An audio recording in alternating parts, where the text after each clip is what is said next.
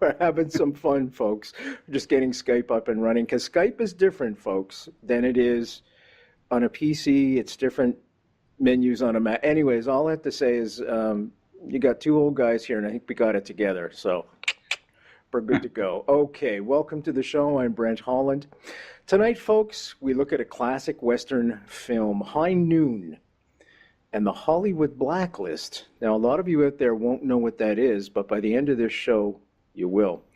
Now, the question remains, how did a movie of such celebrated Hollywood legend actually get made when its very own writer, Carl Foreman, was being persecuted with a systematic Hollywood industry and U.S. government-backed juggernaut out to destroy people's reputations, preventing them from working, and ultimately destroying their lives.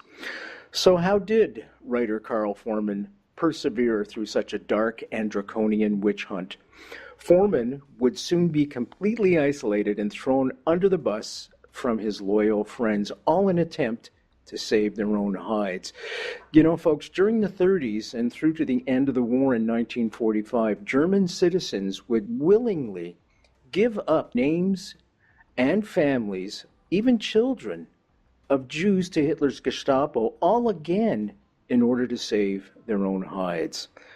Pretty ominous. The Holocaust only having ended in 1945 and the Blacklist beginning only 2 years later in 1947, you would think that the bastion of freedom, the United States, would be impregnable from such hysteria. But that was not the case then, or I would argue, is it the case now, as we have simply exchanged the term communists to Muslims. Our guest tonight, Glenn Frankel, and author of the book High Noon, The Hollywood Blacklist and the Making of an American Classic, may just offer us an answer. Glenn Frankel, a Pulitzer Prize-winning journalist, no less, a New York Times and Los Angeles Times bestseller. He was director of the School of Journalism at the University of Texas, Austin, and a visiting professor at Stanford University. So I hold up my Stanford cup and sneak a drink of water. There you go. Now, he has been a Washington Post reporter, editor, and bureau chief in London, South Africa, and Jerusalem. His books, of course, The Searchers, The Making of an American Legend, Beyond the Promised Land, Jews and Arabs on the Hard Road to a New Israel, Rivonia's Children, Three Families, and the Cost of Conscience in White South Africa, High Noon, The Hollywood Blacklist, and the Making of an American Classic, the book we are discussing tonight. Welcome to the show, Glenn. Thanks so much for joining us. Well, thanks for having me, Brent. It's a real pleasure.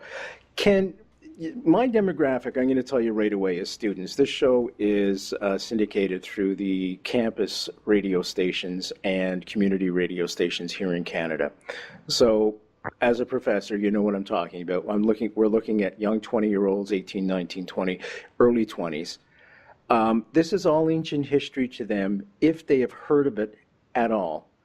Can you first of all tell us what High Noon represented and a little bit of a synopsis about the Hollywood Blacklist, and then we'll get into some more specific questions? Yes, of course. You have to go back, and we're talking about the early 1950s, so 65 years ago or so. It's back in the day before Hollywood blockbusters and Google and iPhones and all that. The biggest pop cultural phenomenon in movies and in coming on soon in television, remember television's just getting started, is the Western. Something like 1/3 to 1/4 to 1/3 of all movies made in Hollywood in those days were Westerns. They had beautiful landscapes, they had heroes and villains, they had shootouts and cattle drives, all that going together. It was the epitome, yes, of what people went for. And so High Noon was very much coming out of that tradition, but it was very different than the average Western. It was a very low-budget movie, black and white, sort of the last movie made by a small film company on an old contract. But it starred the great Gary Cooper, who's a name, again, from the distant past. I think a lot of folks have heard of Gary Cooper, but they may not have ever seen one of his movies. But he was the biggest Western star, in fact, one of the biggest actors in Hollywood for 30 years or more. And this was a little movie that Carl Foreman, a screenwriter, had started writing in the late 1940s. He wanted to do a couple of things here, make a Western. He wanted to do a movie in real time. So there are a lot of clocks that you look at in the movie, and the movie begins at about 10:30 in the morning on a Sunday morning, and the noon train comes in an hour and a half later at high noon. It's a little bit like a modern episode of 24, only, made in 1951.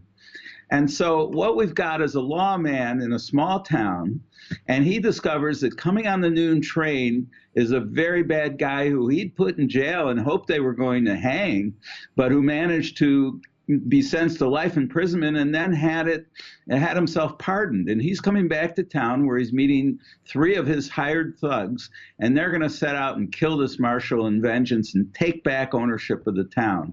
So the Cooper character has about an hour and a half to get together all the great citizens of this small town called Hadleyville, unite them, and face the 4 bad guys. But to his great surprise, when he goes around the town, he finds that all his former friends and all the people who'd stood up with him are no longer interested in helping him. They're scared, but there's also a sort of moral corruption going on in the community that says, well, do we have to do this? Can we get by? Isn't this the marshal's job? Lots of excuses, lots of excuses.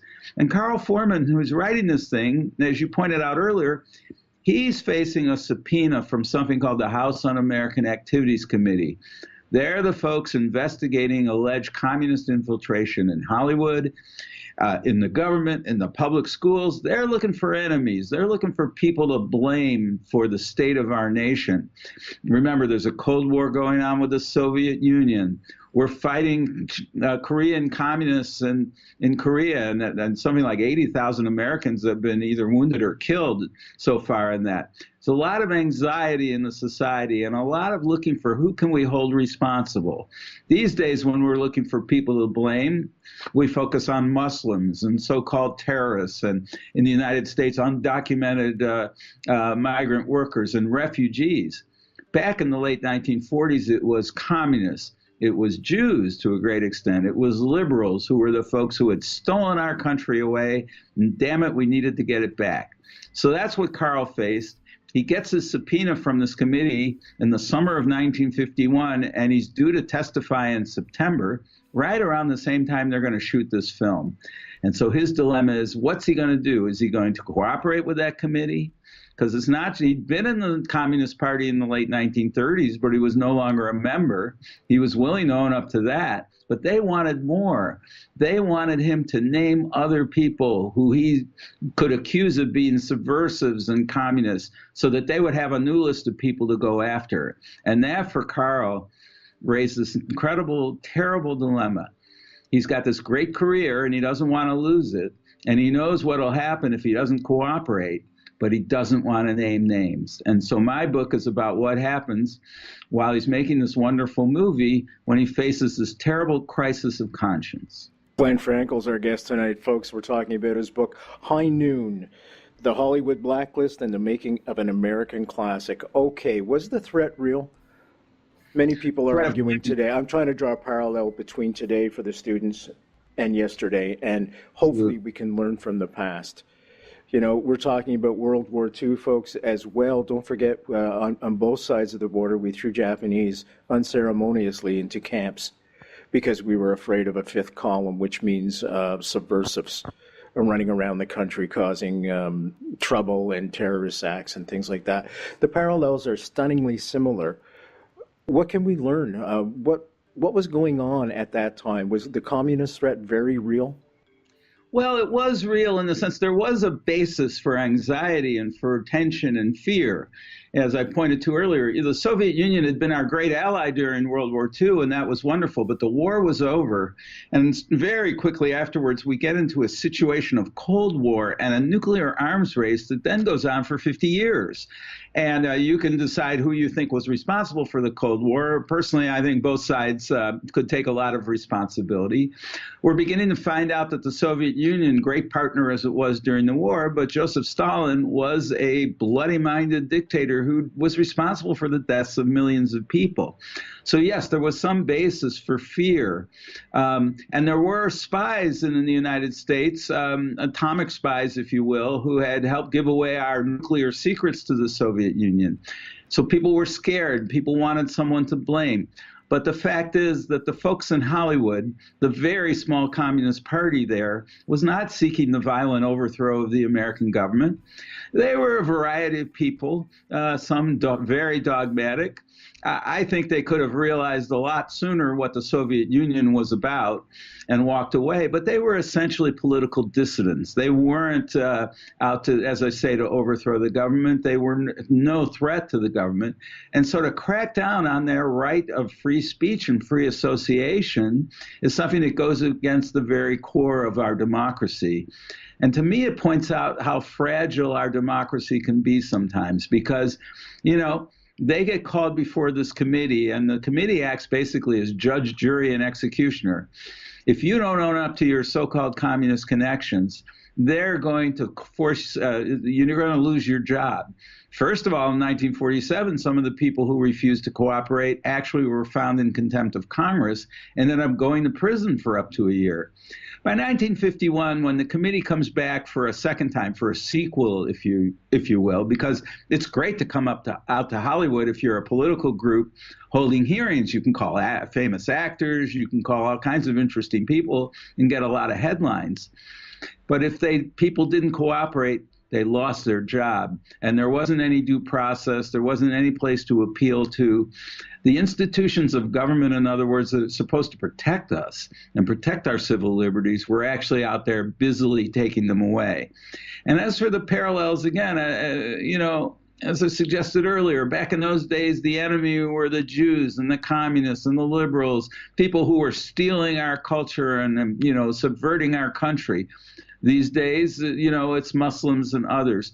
An enemy is cited. There's some cause. There's a cause to be anxious. There are things to worry about. There are real terrorists in the world. But politicians use that threat to really drum up the tension and to create an us and them situation for their own benefit. And they're really, and our institutions of democracy were slow and failed in many ways to protect us. And in those ways, we have some very interesting echoes, Brent. Terrifying echoes. And let's not forget, folks, even Dr. King said what was happening in the United States was an us and them scenario, where it was us against them. And he was trying to unite the country. And if you're an American regardless of color, race, or creed. Not so back in Hollywood. Now, why was Hollywood targeted in specific? Was it because there was fear that social propaganda? I mean, we see social films all the time nowadays. One can only think back to this year's Oscar nominations and Hidden Figures, for example. That would have been probably considered subversive back in those days. Somebody trying to get across a civil rights agenda. Yeah, very much so. Very subversive film by some lights, and certainly back in the 40s. Well, there was a small Communist Party, just like the committee came out to Hollywood, you know, for publicity. The American Communist Party had come in the late 30s to be, you know, got involved in the trade union movement out there. A number of screenwriters who had migrated to Hollywood, you know, from New York and other places. A lot of Jews were in Hollywood. They both helped founded the studio system, and they were some of the people who came out to write for it. And they tended to have more progressive politics. So there was always a small group of communists. But they just made a good target. The sense that these outsiders were stealing our popular culture. They were usurping, you know, and so they were putting their subversive messages into movies.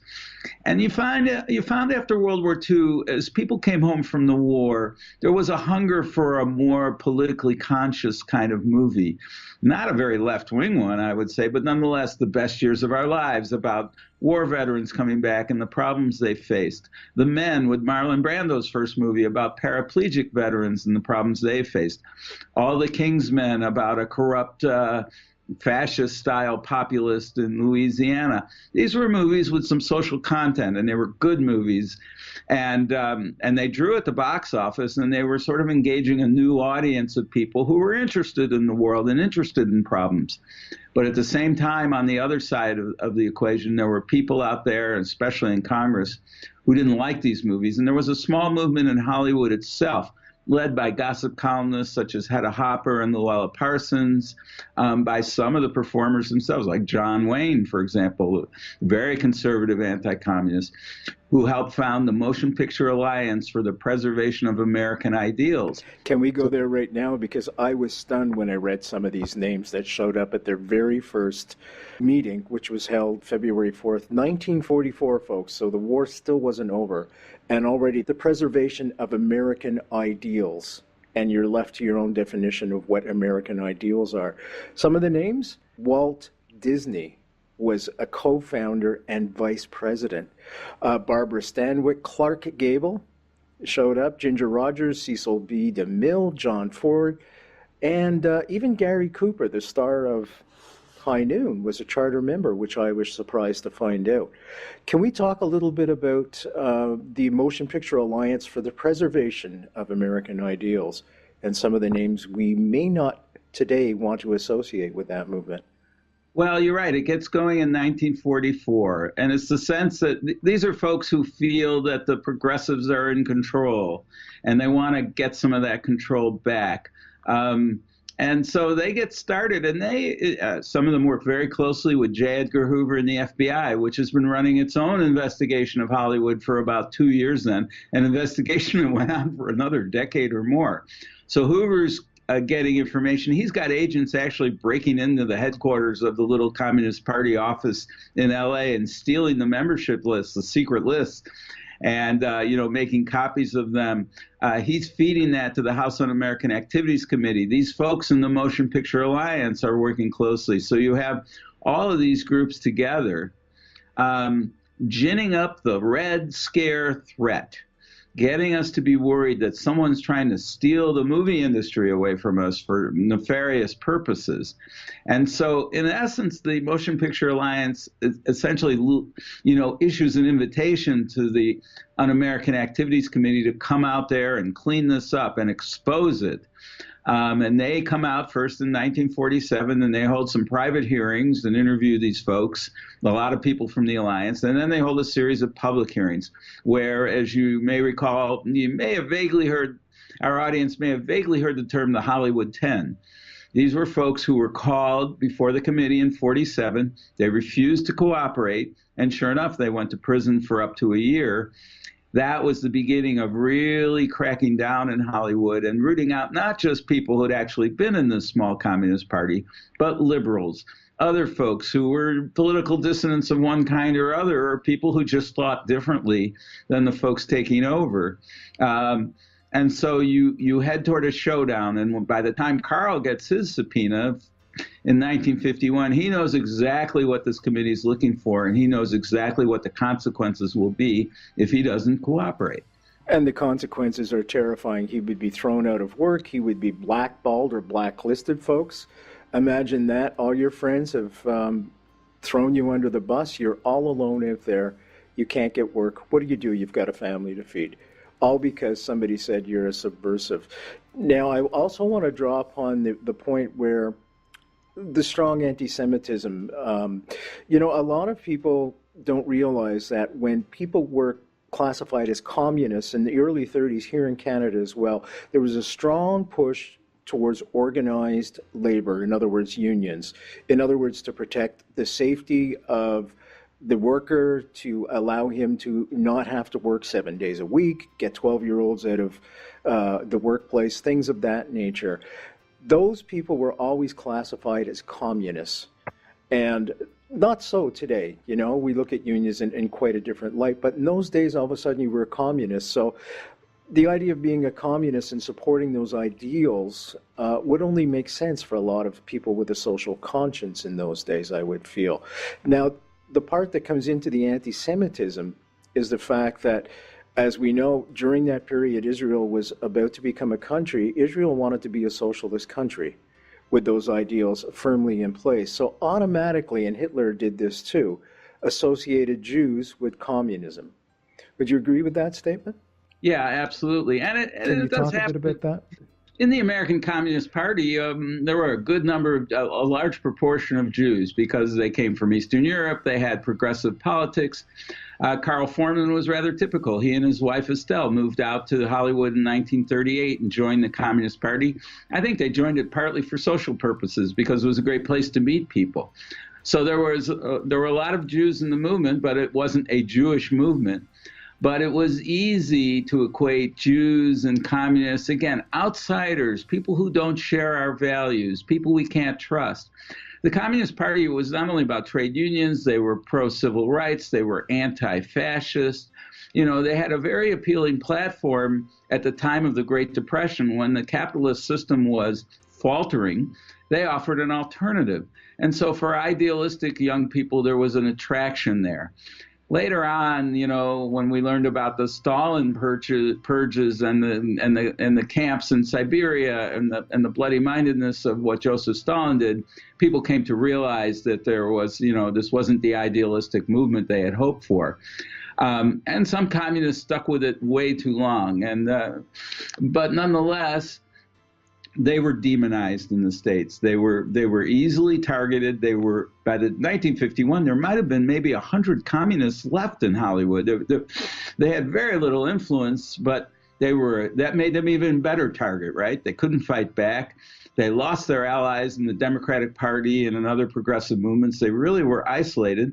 But what the committee skillfully did in the FBI was equated this small group of communists with larger groups, Jews, liberals, and was able to paint them all with the same brush. And if you wanted to get out from under that, you had to cooperate with the committee, or you had to sign a loyalty oath saying you weren't and, you know, would never be a member of the party or any subversive group. And then if you'd ever had any connection with something like that, you had to denounce it. And again, you had to name other people who you'd encountered who were involved in it. It was like a self-humiliation process, a ritual, a witch hunt. And if you weren't going to work with the witch hunters, you were going to pay a big price for it. And this, folks, morphed into something called McCarthyism as well in the 50s. Now, I just want to read this. President Truman's Executive Order 9835 of March 21st, 1947, which demanded all federal civil service employees be screened for loyalty. The order specified that one criterion to be used in determining that was reasonable grounds exist for belief that the person involved is disloyal. Who would decide that? Nobody knew. And that would be a finding of membership in, affiliation with, or sympathetic association. So again, if you were sympathetic to what somebody would decide, say a union or something, or civil rights, was subversive, you could be thrown out of your federal civil service job. Very, very draconian type of things. And we've seen the same type of suggestions, if you will, coming from the federal government these days, where they want Muslim people to sign documents of loyalty and things of that nature. Is there a distinct analogy and parallel to draw from that piece of history? Yeah. I'm afraid there is. I think the parallels are there, and they're becoming more obvious. I was surprised at how fragile our wonderful 220-year democracy was in the late 40s. How the institutions, as I say, of government, of non-governmental organizations, including the press, I should add, and you know, my life's work and profession, they really let us down in holding people in power accountable at this time, and they pretty much, you know, printed whatever the House Un-American Activities Committee issued. And when they held public hearings, the press made no effort to reach the people who were being accused of this kind of subversion. They simply printed the accusations, which didn't come with any real evidence behind them. And so a lot of institutions that are supposed to protect us failed us. Even the Jewish community in Hollywood, which was strong and had some, you know, great lawyers, and they too, in the end, they didn't stand up to this. They just tried to, then they ended up aiding and abetting the Blacklist, as did political liberals who found themselves trapped between the committee on one hand, And the small Communist Party, people who were dogmatic and somewhat secretive, they got stuck and they ended up, I would say, aiding and abetting the Blacklist. So it was a failure of democracy up and down the line and took many years to recover from. And our question now in the United States is quite similar because we have a president who doesn't seem to have read our Constitution, let alone honor it. We have the Republican Party controlling both houses of Congress, perhaps soon recontrolling the Supreme Court. I don't know exactly who's going to stand up among those groups and say to the president, these are things you can't do. I think the press is doing a better job this time around. But nonetheless, the question is, who's going to rein in, the president? I'm afraid one analogy that's very scary, even the time of the Red Scare, President Truman was in the White House and then President Eisenhower. These were mainstream politicians. They were flawed men. At times they aided and abetted the Red Scare as well, but fundamentally they came from the mainstream. Joseph McCarthy, the great Red Hunt fanatic, never got to be president and eventually was reined in by his own political party. Well, Donald Trump is president today. Who's going to rein Donald Trump in? That's the open question. We don't know the answer, but I hear a lot of echoes. And I think we're in a moment where our democracy again faces some stark choices and where people are going to have to figure out how they're going to stand up to this and whether our democracy really is capable of fighting this off. The only thing for evil to exist, folks, is for good men to stay silent. That's Mr. Burke's quote and also John F. Kennedy's quote. Ultimately, what happened to Carl Foreman and what happened with the Blacklist? Well, Carl was called to testify in mid-September in the middle of the film shoot. He leaves the film set. He goes in. He refuses to cooperate, essentially. The only question he'll answer is when they ask him if he's a member of the party, he'll say, "Sir, I signed a sworn statement last year, a loyalty oath from the Screenwriters Guild, where he was on the executive board, saying I was not a party member. I was truthful then, and I'll say, it's truthful now that I'm not a member." But he wouldn't answer any questions about his former membership. He refused to answer this question of other people he knew. He would not name names. It took less than an hour, and sure enough, the next day, his business partner and boss, Stanley Kramer, the head of the little film company that was making High Noon, issued a statement saying he had a terrible disagreement with Mr. Foreman and they were going to meet and take action soon. Carl very quickly lost his job. He worked out a severance agreement, or his lawyer did, with the company, and he got a decent payoff. But he lost his producer's credit for High Noon. And he couldn't work in Hollywood. He didn't work in Hollywood again for almost a decade. He left the country. He moved to London. He wrote under a pseudonym several times. His great achievement there was he and another blacklisted writer named Michael Wilson wrote the screenplay for The Bridge on the River Kwai, which in 1958 won the Academy Award for Best Screenplay. The only problem is that neither of their names were on it officially, so they didn't get it then. Eventually, many years later, in 1984, the Motion Picture Academy reinvestigated not only this case, but many others, and restored proper credit for some of the people for the work they'd done. And Carl and Michael got Academy Awards. And guess what? Their widows are the ones who came and picked up the awards because Carl and Michael had both passed away before this happened. So, even though he was very successful, Carl, and he made good money and all that, losing his career at that point and having to reinvent himself and, was really a bitter blow and one that I think he never totally recovered from. And the Blacklist just kind of morphed into McCarthyism, as I say. And really, they didn't disappear till John F. Kennedy showed up on the scene. And then there seemed to be a real aura of change. I would recommend a lot of people searching and reading this book because it's a lot of history that a lot of people don't want to talk about. And it's great writing, Pulitzer Prize winner. What do you expect? Top-notch stuff, my friend. The book has been High Noon, The Hollywood Blacklist and the Making of an American Classic. Final question for you. It's a question I ask every guest that comes on this show. You're literally talking to every Canadian campus students right across the country, Americans too. I mean, this show goes up on YouTube, so right around the world. What would you say to students? Well, again, I mean, our democracy is a wonderful thing. And I've been all over the world. You know, I worked as a foreign correspondent in Asia and in the Middle East and in Europe and Africa. And you know, an extraordinarily successful democracy here, but it's fragile, and we can see that now at this moment. And I think it requires everyone to think about what they can do to strengthen it and what their role is and what side they're on. When, you know, the great thing about history is it requires us to ask that question. If you had been in the situation, let's say, that Carl Foreman was in, what would you do? What would you be willing to risk for your principles when the high noon moment comes on? I think we're in a high noon moment now, and I would just urge, especially young people, because you're the ones that are going to be around for a long time to cope with the consequences of this, to think carefully about how you feel about it, what you can do to support the positions that you believe in, whatever they might be, and then get going on it, because, you know, time's a wasting here. The bad guys are coming on the noon train, and you need to decide what you're going to do. We all need to decide what we do when the clock turns to high noon. Thank you so much for this interview and the passion behind this book and the interview. Much appreciated. I'm Brent Holland from The Brent Holland Show. See you all next time.